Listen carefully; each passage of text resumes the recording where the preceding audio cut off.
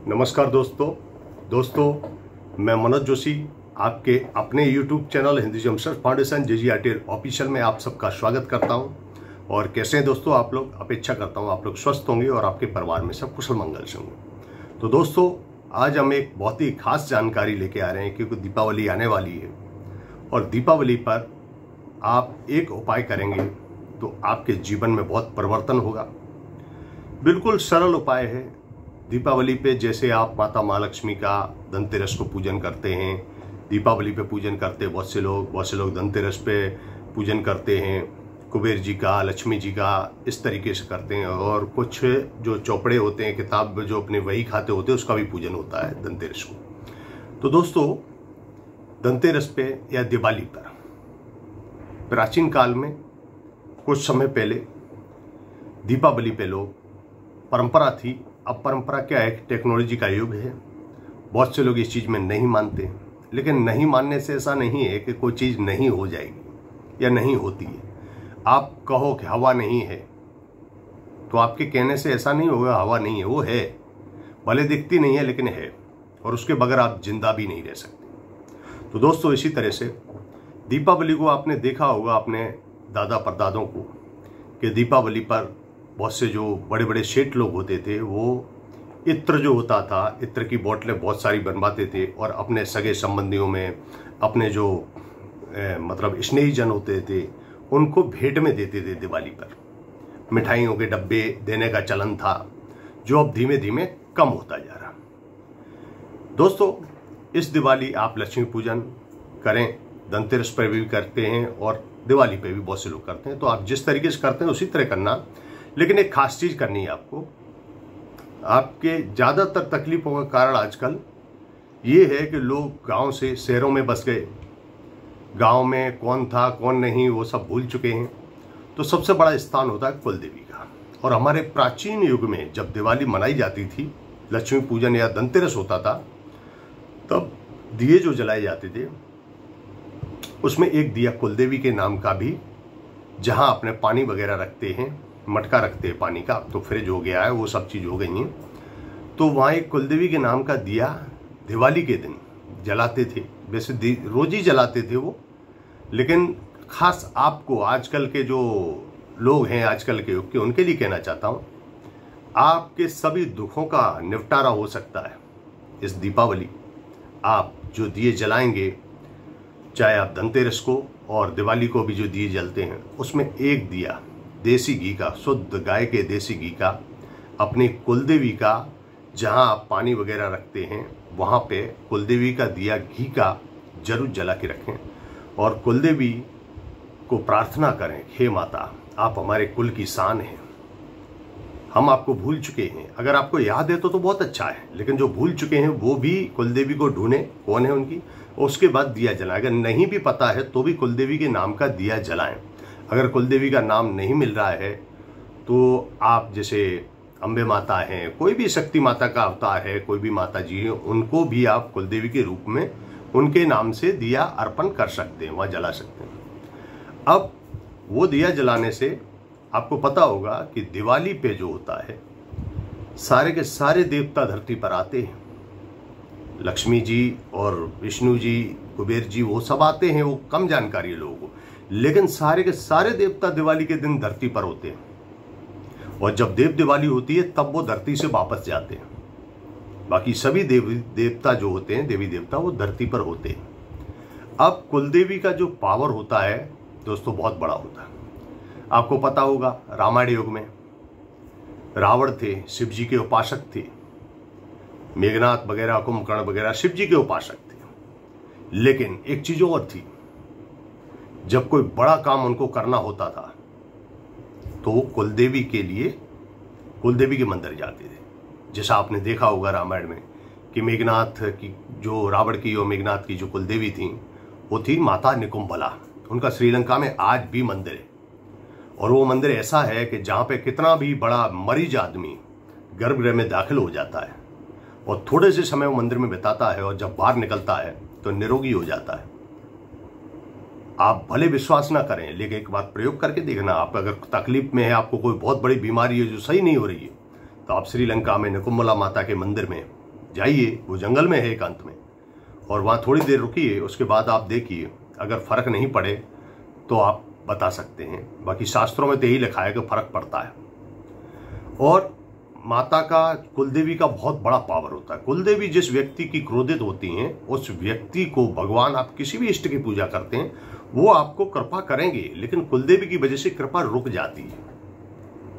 कुलदेवी भी प्रसन्न है और इष्ट देव की आराधना भी आप करते हैं तो कुलदेवी और इष्ट के प्रभाव से आपके जीवन में बहुत अच्छा प्रभाव पड़ता है। जैसे आपने देखा होगा कि जब मेघनाथ ने लास्ट का युद्ध था तो मेघनाथ चला जाता है निकुंभला माता के मंदिर में और वहां यज्ञ करने लगता है। तो विभीषण भगवान राम को कहते हैं कि अगर ये यज्ञ पूर्ण हो गया ना, कुलदेवी है उनकी, वो अगर कुलदेवी और उनको भूतों की बलि देता था, वो सब काम कंप्लीट हो गया था, सिर्फ मंत्रोच्चार हो रहा था। इतने में हनुमान जी वगैरह ने यज्ञ खंडित कर दिया। अगर दोस्तों वो यज्ञ खंडित न होता तो विभीषण ने भगवान राम को बोल दिया था, और भगवान राम भी जानते थे कि अगर कुलदेवी को उसने प्रसन्न कर लिया तो हमें भी पीछे हटना पड़ेगा, मेघनाथ को नहीं मारा जा सकता फिर। तो इतना पावर होता है कुलदेवी का। कुलदेवी की ही कृपा से मेघनाथ ने देवताओं को जीता था। वो बड़ी चीज जब मांगनी होती थी कुलदेवी के पास जाता था। तो इस दिवाली आप कुलदेवी के नाम का दीपक जलाएं, उनके नाम से थोड़ी मिठाई रखें और उनसे प्रार्थना करें, फिर आप देखेंगे आपके जीवन में कैसे बदलाव होंगे। और दूसरा, दिवाली पर अगर आप सक्षम हैं, ईश्वर की दया से नहीं भी सक्षम हैं, तो थोड़ी बहुत मिठाई वगैरह अपने स्नेही जनों में बांटें। अत्तर की बोतल पूजन के लिए घर में दें। माता जी लक्ष्मी जी से जुड़ी हुई चीजें, स्फटिक के जैसे श्री यंत्र हैं, स्फटिक की मूर्तियां वगैरह हैं, कौड़ी हैं, गोमती चक्र हैं, इनका दान करें, मोतियों का दान करें, रुद्राक्ष का भी दान कर सकते हैं। मतलब देवी देवताओं से जुड़ी जो भी चीजें उसका दान कर सकते हैं। और धारण करने का भी बहुत शुभ योग, जो धनतेरस और दीपावली का जो होता है, बहुत बड़ा योग होता है। उस दिन पूजन में जो चीज आपको धारण भी करनी है वो चीज पूजन में रख के, और पूजन होने के बाद सुबह में आप धारण करें, उसका प्रभाव सही में बहुत होता है, क्योंकि सारे देवी देवता उस समय हाजिर होते हैं।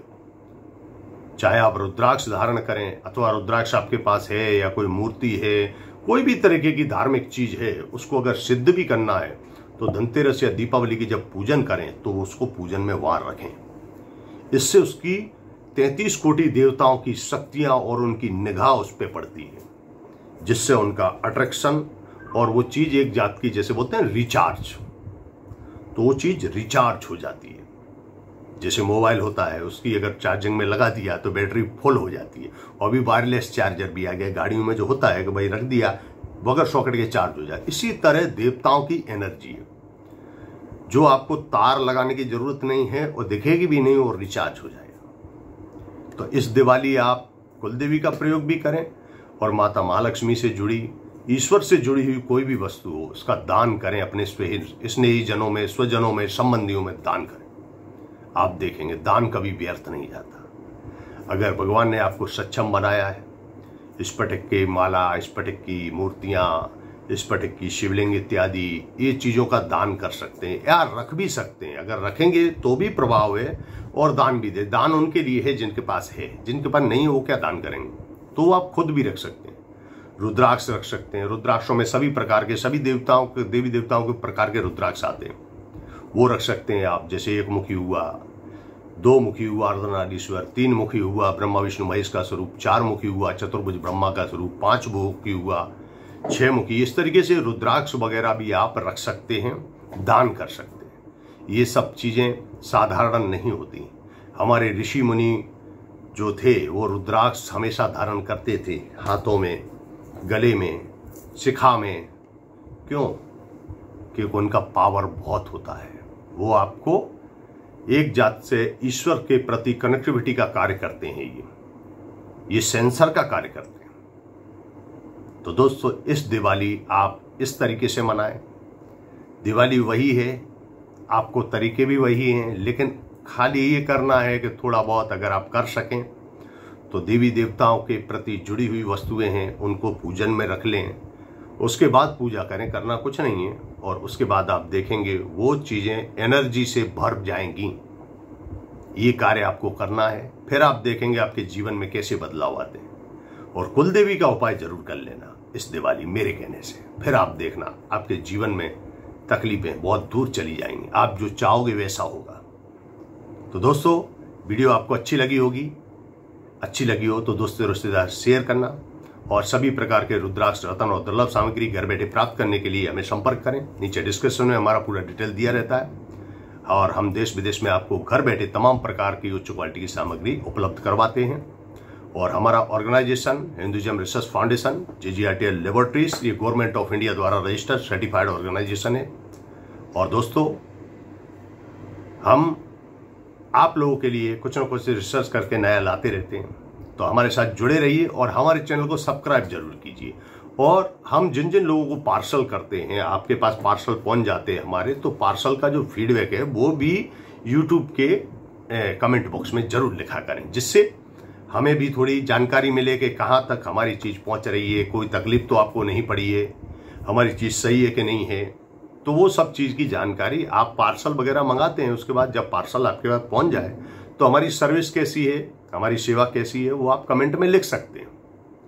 तो दोस्तों, मिलते हैं आपसे अगली वीडियो में, ऐसी ही कुछ रोचक और धार्मिक जानकारी लाएंगे। तब तक के लिए आप सभी को शुभ दीपावली, धनतेरस की हार्दिक शुभकामनाएं।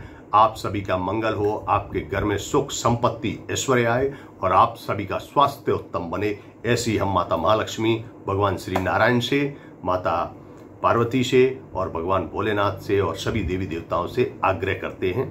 नमस्कार।